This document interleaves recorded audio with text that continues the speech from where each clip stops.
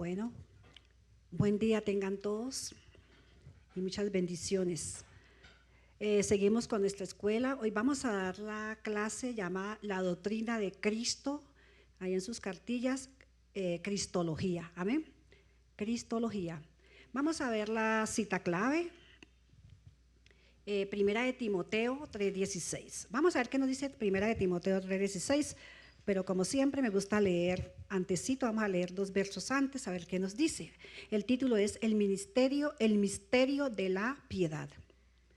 Dice: esto te escribo, aunque tengo la esperanza de ir pronto a verte, para que si tardo sepas cómo debes conducirte en la casa de Dios, que es la iglesia del Dios viviente, columna y baluarte de la verdad.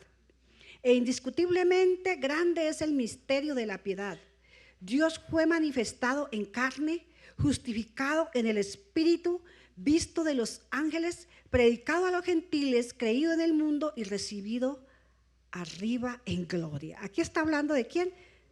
De Jesús, de su divinidad. Bueno, vamos a ver los objetivos. Primero, entender la humanidad del Señor Jesús y su divinidad. Segundo, explicar los términos como son la unión hipostática y la kenosis. Y tercero, tener un claro concepto de quién es Jesús. Bueno, vamos a iniciar.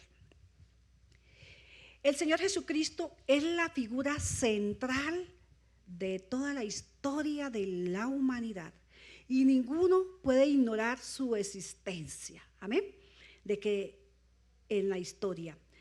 En la Biblia también es el eje central de la Biblia, amén, y dejarlo fuera sería como dejar afuera la astronomía sin estrellas o la botánica olvidando las flores.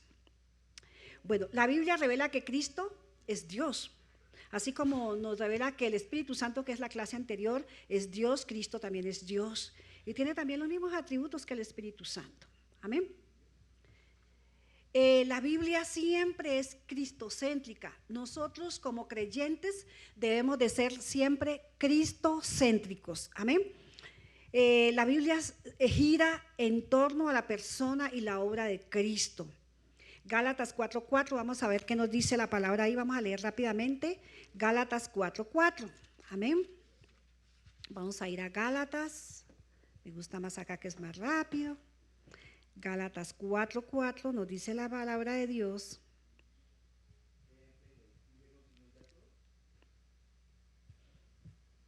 Gálatas 4:4. Y dice así. Vamos a leer el 3. Así también nosotros cuando éramos niños estábamos en esclavitud bajo los rudimentos del mundo.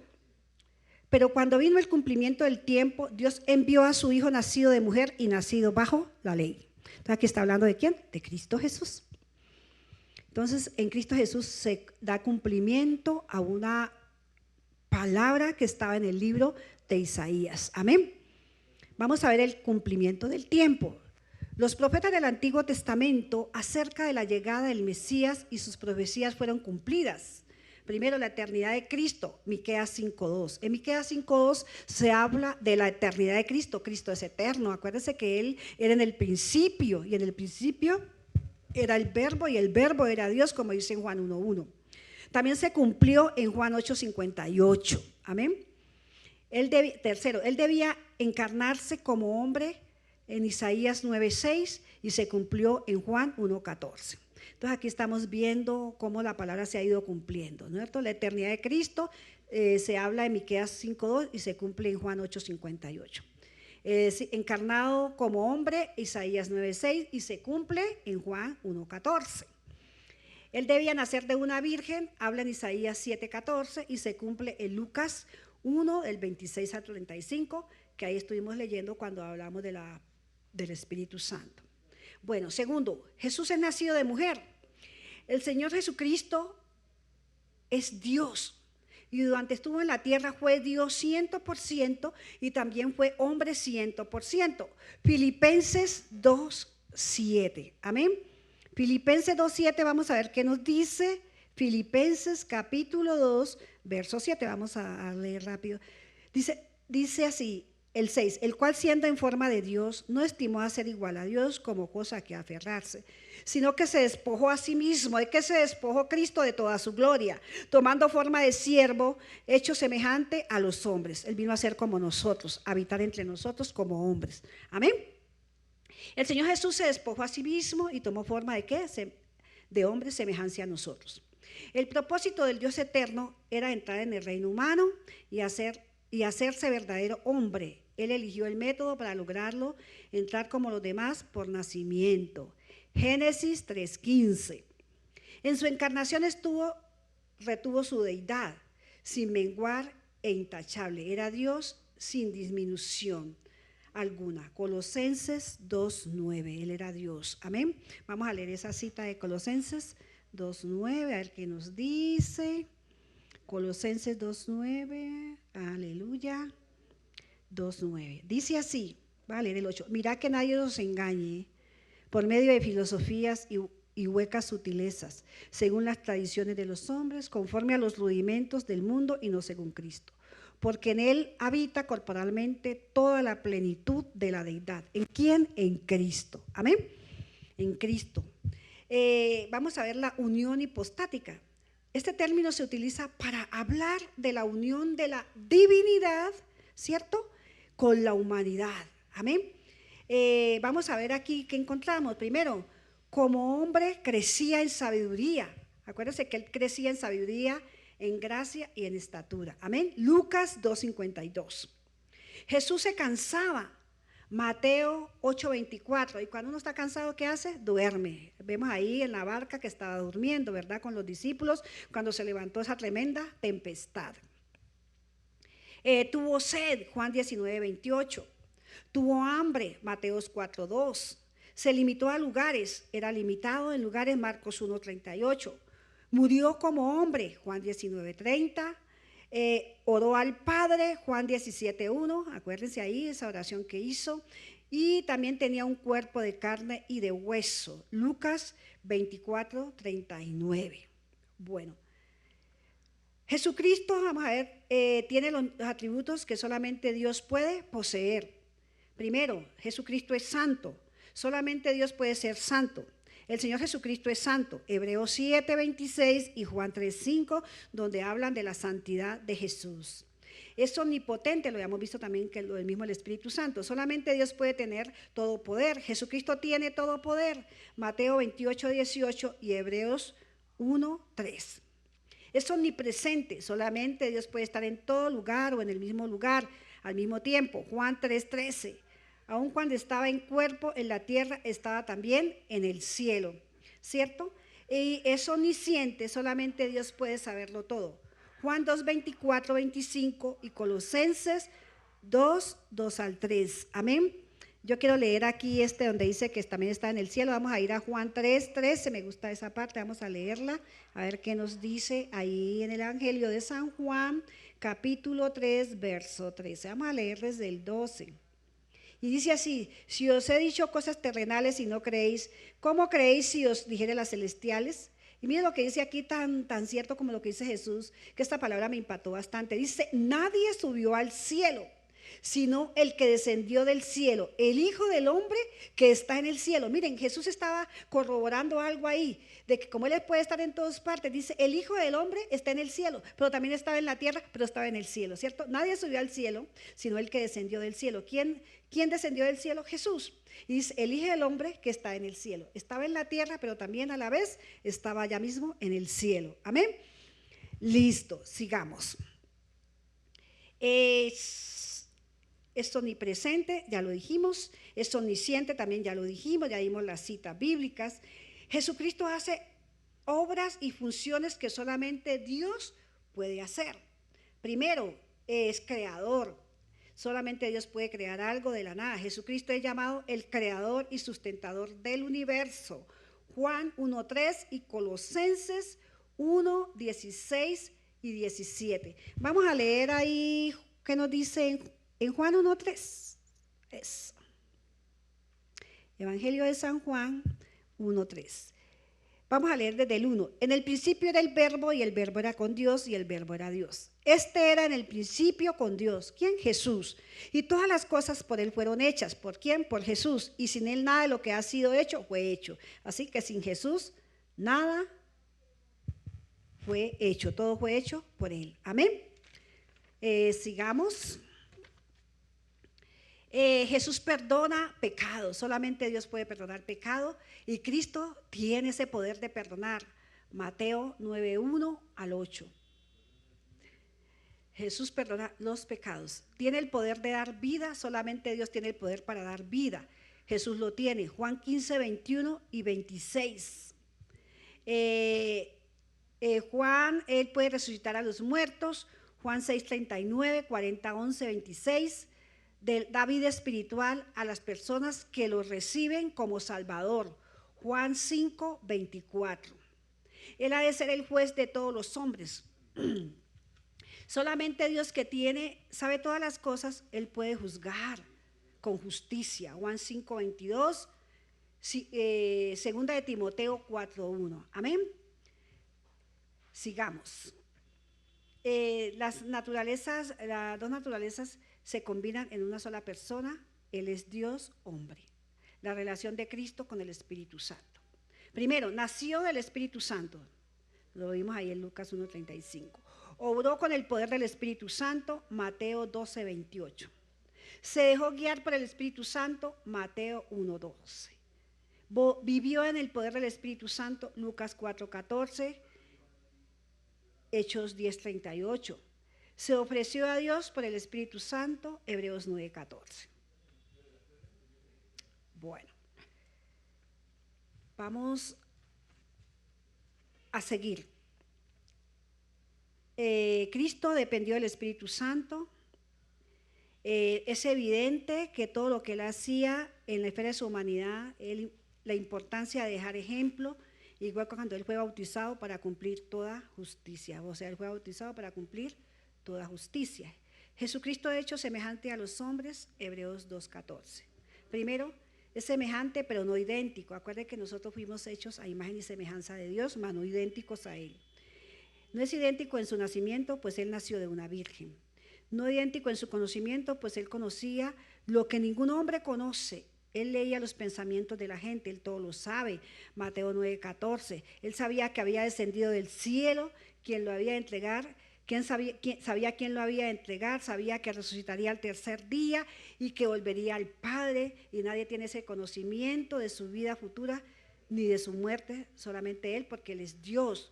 No idéntico porque era adorado, él perdonaba pecados, a él lo podía, él lo podemos adorar. A él lo podemos adorar, nos podemos postrar ante su presencia. No idéntico en cuanto a las tentaciones, porque él no fue tentado, él no cayó en tentación ni pecó. Hebreos 4:15, perdón. Jesús fue tentado en todo según nuestra semejanza. Él fue tentado, pero él no cayó en la tentación, no cometió pecado. Él no fue tentado como hombre pecador. Amén. Jesús, por lo que sabemos que Jesús era Dios. La palabra tentado significa seducido o hacer el mal. Jesucristo fue tentado en el sentido de ser probado. Amén. Cristo fue tentado, cosa imposible en su naturaleza divina, pero posible en su naturaleza humana. Hebreos 4:15. Vamos a ir a Hebreos 4:15 y también habla ahí en Mateo 4:3. Vamos a Hebreos 4:15.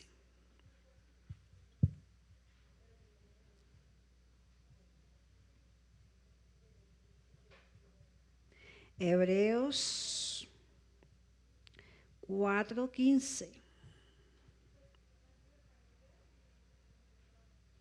Y dice así: por tanto, teniendo un gran sumo sacerdote, estoy leyendo el verso 14, que traspasó los cielos, Jesús el Hijo de Dios, retengamos nuestra profesión, porque no tenemos un sumo sacerdote que no pueda compadecerse de nuestras debilidades, sino uno que fue tentado en todo según nuestra semejanza, pero sin pecado. Amén.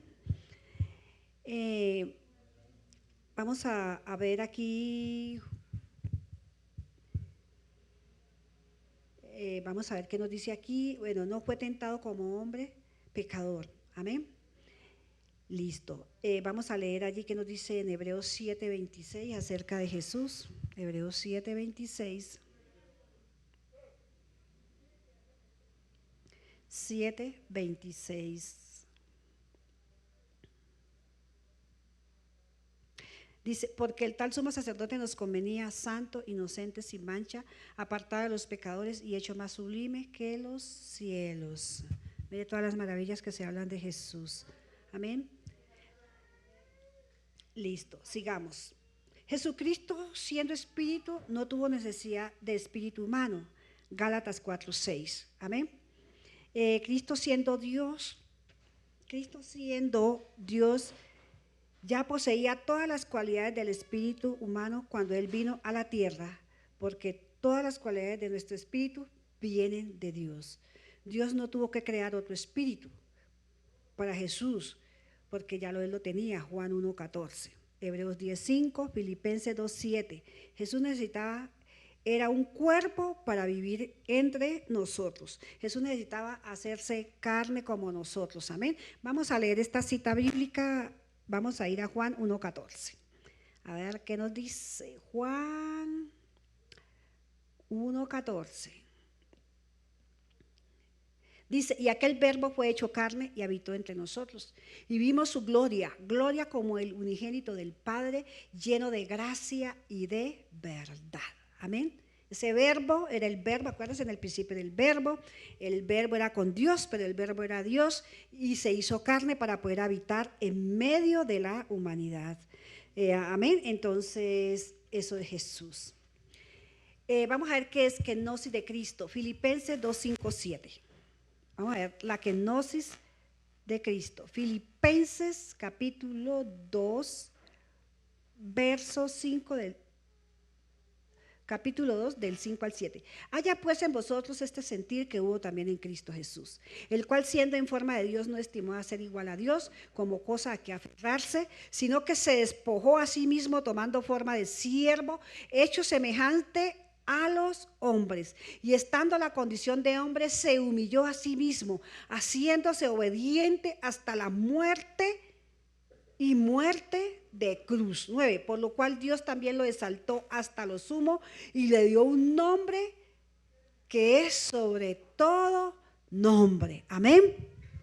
Entonces vamos a ver esto, la kenosis significa que dejar su posición de antes de la encarnación. Jesús era Dios, pero dejó de ser Dios para tomar la condición humana, para hacer esa condición de siervo, para ser como nosotros. Amén. Jesús tenía la condición de hombre en lo que se refiere a lo externo, acciones, vestido, modales y todo lo visible. Esta humanidad lo sometió a pruebas y limitaciones, pero cuando la ocasión lo demandaba, ejercía sus atributos divinos. Amén. Ejemplo, en la transfiguración, esta fue en el tiempo de la transfiguración fue una manifestación de la gloria de Dios, y 3 de sus discípulos fueron testigos de este evento glorioso. Amén. En esos discípulos eran Pedro, Juan y Santiago, que fueron a acompañarlo en oración y vieron esa transfiguración de Cristo Jesús. La gloria de Cristo estaba velada o cubierta por su humanidad, pero en el momento de la transfiguración se permitió que su gloria intrínseca brillara, y sus discípulos fueron testigos de ese acontecimiento. Bueno, en el momento de la transfiguración resplandeció su rostro como el sol y sus vestidos se hicieron blancos como la luz. Transfigurar quiere decir cambiar de apariencia. Vino de lo que habla dentro de su gloria divina. En nuestro caso la transformación viene porque algo vino a nuestras vidas e irá haciendo el cambio. Ahora nosotros tenemos el Espíritu Santo, ya habíamos hablado de él, y somos participantes de la naturaleza divina. Segunda de Pedro 1:4-7. Vamos a ir a Segunda de Pedro, capítulo 1, Segunda de Pedro, Segunda de Pedro. capítulo 1, verso 4 al 7, dice así: por medio de las cuales nos ha dado preciosas y grandísimas promesas, para que por ellas llegases a ser participantes de la naturaleza divina, habiendo huido de la corrupción que hay en el mundo a causa de la concupiscencia. Vosotros también, poniendo toda diligencia, por eso mismo añadid a vuestra fe virtud, a la virtud conocimiento, el conocimiento dominio propio, al dominio propio paciencia, a la paciencia piedad, a la piedad afecto fraternal, y al afecto fraternal amor. Amén. Porque si estas cosas están en vosotros y abundan, nos dejarán estar ociosos ni sin fruto, no dejarán estar ociosos ni sin fruto en cuanto al conocimiento de nuestro Señor Jesucristo. Amén. Sigamos. Vamos a ver la obra de Cristo. La obra de Cristo se trata de su obra redentora, su muerte y su resurrección, y no de su ministerio de enseñar, predicar, hacer milagros, etcétera. Es de su muerte y de su redención. Primera de Corintios 15, 3, 4 y Mateo 27, 32, 50. Vamos a ir a Primera de Corintios. Vamos a leer solamente Primera de Corintios. Primera de Corintios. Primera de Corintios. Vamos a ir. Versículo 3, 4 del capítulo 15. Y dice así: porque primeramente os he enseñado lo que asimismo recibí, que Cristo murió por nuestros pecados conforme a las Escrituras, y que fue sepultado y que resucitó al tercer día conforme a las Escrituras. Amén. Entonces, aquí estamos hablando de su muerte y de su resurrección. ¿Cómo murió? La Biblia dice que fue crucificado. Juan 19, 17, 18. La crucifixión fue la manera que los romanos usaban para castigar a los criminales, o sea que Cristo fue juzgado igual que un criminal. Amén. Y su muerte fue lenta, fue muy cruel y de mucho sufrimiento. Amén. Era algo que nosotros no podíamos soportarlo, tuvo que hacerlo Él por nosotros, por nuestros pecados. La necesidad de la muerte de Cristo, Juan 3:14 nos dice que era necesario que el Hijo del Hombre, como se llamaba Jesucristo, fuera levantado, es decir, levantado en la cruz para morir por nosotros, por nuestros pecados. Su muerte fue necesaria para cumplir las profecías del Antiguo Testamento. Lucas 24, 25, 27, Salmo 22 e Isaías 53, con relatos escritos de antemano acerca del sufrimiento y muerte de Cristo. Acuérdense que estos acontecimientos, estos relatos se hicieron 750 años más o menos antes de que Cristo naciera, ¿cierto? Y antes de que Cristo padeciera. Ya todo estaba escrito de que Él iba a padecer y Él lo sabía porque Él era Dios. Para Él esto no fue algo de sorpresa, no fue algo sorpresivo. Fue algo que Él sabía que ya había sido escrito acerca de lo que Él iba a padecer por toda la humanidad. Bueno, el otro punto es que Él reveló el odio y la ira de Dios, que es santo y justo, hacia el pecado. Todos los hombres han pecado contra Dios, Romanos 3:23. Todos pecamos contra Él, todos nos apartamos de Él, todos fuimos muertos en nuestros delitos y pecados, ¿verdad? Y sabíamos que la paga del pecado era muerte, pero la dádiva de Dios era Cristo, que nos daba vida y vida en abundancia. Entonces todos por el pecado que merecíamos ser castigados, y ese castigo está relacionado con el infierno, o está relacionado con el infierno para aquellos que no se arrepienten delante del Señor. Entonces Dios ha castigado y castiga el pecado de muchas maneras diferentes, pero en la cruz su ira fue derramada sobre su propio Hijo. Por eso habla aquí de la ira de Dios. Esa ira que era para los hombres, esa ira se desató sobre su Hijo amado, sobre Cristo, quien recibió todo el peso de la ira de Dios, todo el castigo fue sobre Él. Isaías 53:4 lo dice, y el verso 4 y 10, y Mateo 27:46 dice en Isaías que el castigo de nuestra paz fue sobre Cristo, y por sus heridas hemos sido nosotros sanados del pecado, de la maldad, sanados de ir al infierno. Amén. Por eso nos dio salvación y vida eterna. Gloria a Dios. Eso hizo Cristo en la cruz por nosotros. También a través de Cristo se revela la justicia de Dios. Romanos 1:17 y 3:25. Yo creo que leamos esa parte de Romanos 3:17, Romanos 3:17, aleluya. Romanos 3:17, capítulo 3, verso 17, a ver qué dice ahí. Y dice así, dice, quebranto y desventura hay en sus caminos, y no conocieron camino de paz. No hay temor de Dios delante de sus ojos. Por ese pecado de nosotros, todo eso fue sobre Cristo Jesús. Amén. Listo. Sigamos. La muerte de Cristo es fundamental, sobre el cual Dios, el Dios justo y santo, puede perdonar los pecados sin perder su justicia. Jehová Dios cargó en él el pecado de todos nosotros. Isaías 53:6, 2 de Corintios 5:21. Segundo, Cristo fue nuestro sustituto. Su muerte pagó la justa demanda de Dios contra los pecadores. Desde que Cristo fue castigado por nuestros pecados, Dios nos puede perdonar y justificar por medio de la fe. Amén. Sí, por medio de la fe, porque por medio de la fe es que viene la salvación, no por obras, para que nadie se gloríe, como dice la palabra. Sin fe en Cristo, el mismo pecador tendrá que sufrir la ira de Dios por sus pecados. Allá en Apocalipsis dice que la ira de Dios será desatada ¿sobre quién? Sobre los hijos de desobediencia, sobre aquellos que no quedaron inscritos en el libro de los cielos. ¿Por qué? Por causa de su rebelión y por causa de la negación de Cristo, de su muerte y su resurrección. Amén. Entonces, por negar a Cristo como su Salvador, viene la ira sobre aquellos hijos de desobediencia. Es eminente. Vamos a ver tercero, los resultados de la muerte de Cristo. La muerte de Cristo no fue una derrota, como dijo alguien por ahí, que Cristo, la muerte de Cristo había sido una derrota. Amén. Entonces, no, la muerte de Cristo es una victoria. Amén. La ida de Cristo a la cruz fue una victoria sobre los principados y que los expuso en vergüenza. Amén. Los despojó de todo lo que les hayan quitado al hombre, de la gloria del hombre, que le quitó la gloria que Dios le daba al hombre. Cristo triunfó en la cruz, amén. Entonces su muerte y su resurrección es una gran victoria, no una gran derrota como dice por ahí un personaje. Bueno, por medio de ella el pecado y la muerte y el diablo fueron vencidos, amén. Él venció la muerte, venció el pecado, y a mí el mismo diablo fue vencido en la cruz del Calvario. Hebreos 2:14 al 15, ahí Cristo venció, amén, Él fue vencedor, a gloria a Dios.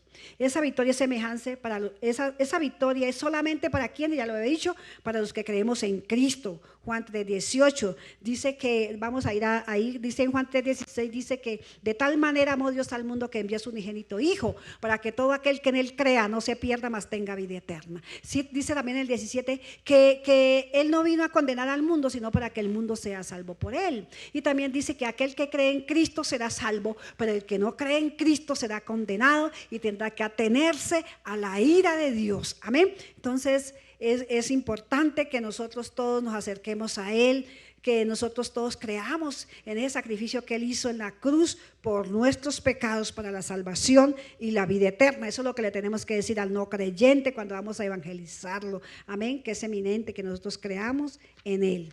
Amén. Bueno, entonces eso es lo que nosotros tenemos que hacer siempre en Cristo Jesús. Yo quiero que nos devolvamos un poquito aquí en la relación de Cristo con el Espíritu Santo. Cuando dice que obró con el poder del Espíritu Santo, yo quiero que vayamos ahí a Mateo. Nos devolvemos acá casi al principio, donde dice relación de Cristo con el Espíritu Santo, porque me está inquietando que no leí esas citas bíblicas y yo quiero leerlas. Y dice, obró con el poder del Espíritu Santo. Mateo 12, Mateo capítulo 12, aleluya. Mateo 12. Mateo capítulo 12, verso 28. Y dice así, gloria a Dios. Dice, pero si yo por el Espíritu de Dios echo fuera a los demonios, ciertamente ha llegado a vosotros el reino de Dios. Amén. Él como echaba fuera a los demonios por el poder del Espíritu Santo. El Espíritu Santo también usa al creyente. Cuando Jesús dijo, vayan y hagan discípulos a todas las naciones, podrán poner las manos sobre los enfermos. Ahí en Marcos 16 dice que podrán poner las manos sobre los enfermos, estos sanarán, podrán echar fuera demonios, dice la palabra ahí, ¿cierto? Entonces ese mismo poder que le fue dado a Cristo también ha sido dado sobre la iglesia, el poder del Espíritu Santo para ir a hacer las obras que Cristo hizo en esta tierra. Amén. Se dejó guiar por el Espíritu Santo. Mateo 1:12, vamos a ver qué nos dice Mateo capítulo 1 verso 12. Dice: después de la deportación a Babilonia, Joconías engendró a Salatiel y Salatiel a Zorobabel, ¿cierto? Entonces Jesús se dejó guiar por el Espíritu Santo. Es la que estoy leyendo yo aquí. Listo. Sigamos. También fue investido del poder del Espíritu Santo. Hechos 10:38, de que cómo Dios embistió a Jesús con el Espíritu Santo y poder, lo ungió, dice, lo embistió, lo ungió con el Espíritu Santo y poder, y él andaba haciendo bienes a todos, sanando a los enfermos, libertando a los oprimidos por el diablo, o sea, haciéndolos libres porque Dios estaba con él, ¿cierto? Y se ofreció a Dios por el Espíritu Santo. Hebreos 9:14. Vamos a Hebreos 9:14. Hebreos 9:14. Aleluya. Hebreos 9:14. Se me perdió la cita de Hebreos. Hebreos 9:14. Y dice así: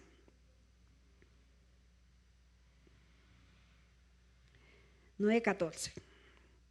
Voy a leer del 13. Porque si la sangre de los toros y de los machos cabríos y las cenizas de la becerra, rociadas a los inmundos, santificaban para la purificación de la carne, cuánto más la sangre de Cristo, el cual mediante el Espíritu eterno se ofreció a sí mismo sin mancha a Dios, limpiará vuestras conciencias de obras muertas para que sirváis al Dios vivo. Así que por eso es mediador de un nuevo pacto, para que interviniendo muerte para la remisión de las transgresiones que había bajo el primer pacto, los llamados reciban la promesa de la herencia eterna. ¿En quién la recibimos? Esa promesa de la herencia eterna en Cristo Jesús. ¿Y cuál es esa promesa? El Espíritu Santo, del cual habíamos hablado antes. Entonces nosotros debemos ser, sabemos que la historia de la humanidad, no podemos ignorar la figura de Cristo en la humanidad. En la Biblia no podemos obviar la figura de Cristo, porque debemos ser cristocéntricos, y la Biblia está centrada verdaderamente en Cristo Jesús, amén, con el poder del Espíritu Santo de Dios. Entonces nosotros debemos siempre buscar su presencia con la ayuda del Espíritu Santo y con su palabra, para que venga esa revelación a nuestras vidas cada día y para que podamos estar fortalecidos cada día en su poder y en su fuerza, amén. Esta es la clase de Cristología, de la doctrina de Cristo, amén, que no la podemos dejar de lado, amén. Entonces aquí vemos toda esa figura de Cristo en nuestras vidas, y sabemos que el tema central de la Biblia siempre será Cristo, y como creyentes debemos ser siempre cristocéntricos, sin olvidar la figura del Espíritu Santo, la persona del Espíritu Santo en nuestras vidas como nuestro ayudador. Bueno, esta es la clase de hoy. Entonces terminamos esta clase. Esta sí fue cortica, así que estudien, porque no les voy a dejar taller ni nada de eso, sino que les voy a hacer un examen de estas clases que vamos a ver, de estas 3 o 4 clases, amén. Entonces el Señor me les bendiga y que tengan muy buen día. Bendiciones.